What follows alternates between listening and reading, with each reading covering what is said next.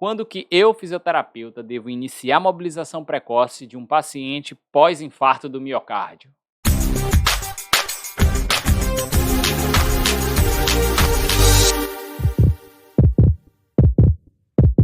É bem importante que a gente deixe alguns detalhes muito bem claros. O primeiro deles, a mobilização ela deve começar imediatamente após a estabilização da doença. Normalmente, na unidade coronariana, isso vai acontecer por volta de 12 a 48 horas, dependendo da condição do indivíduo. Um outro ponto muito importante também é que a progressão da mobilização, ou seja, o aumento tanto da dificuldade, da intensidade, do tempo e do volume do exercício, ele vai depender da evolução clínica.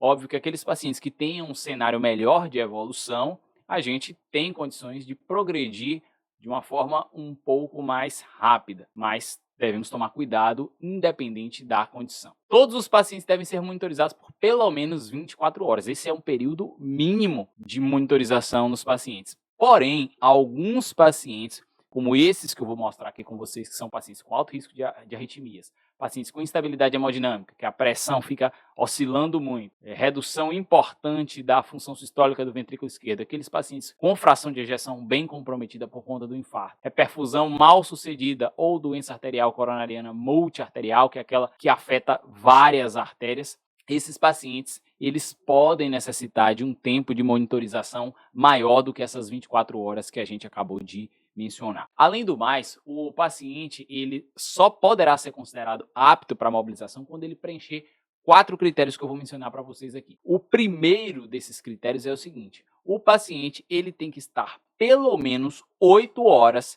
sem se queixar de dor torácica.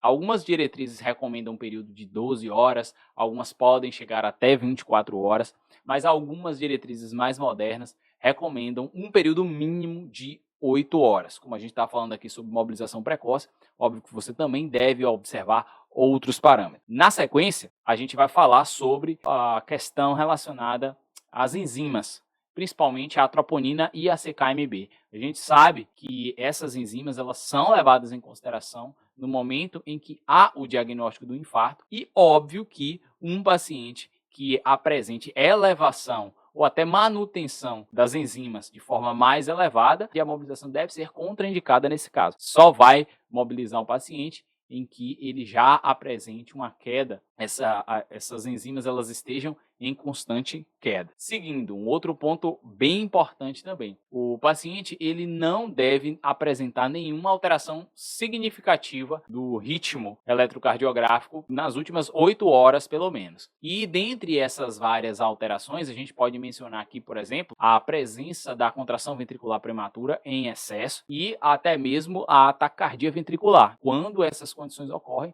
óbvio que o paciente ele apresenta um quadro mais instável e, nesses casos, é mais importante que a mobilização ela seja, nesse caso específico, deixado em um segundo plano. E, por fim, o paciente, para que de fato ele seja considerado apto à mobilização, esse paciente ele não deve apresentar alterações isquêmicas. A gente está trazendo aqui o período mínimo de 8 horas, mas como eu falei para vocês, esse período pode ser maior ou menor, mas a recomendação que a gente tem aqui é de pelo menos 8 horas. E quando a gente fala de alterações eletrocardiográficas que não denotem condições de infarto, eu estou me referindo a um ECG em que o paciente ele não tenha nem supra, nem infradesnivelamento de segmento ST. Como vocês estão vendo aqui, nem infra, nem supra de ST. Espero que vocês tenham gostado do vídeo. Se gostaram, deem um like e eu aguardo vocês aqui nos próximos. Um grande abraço e até mais.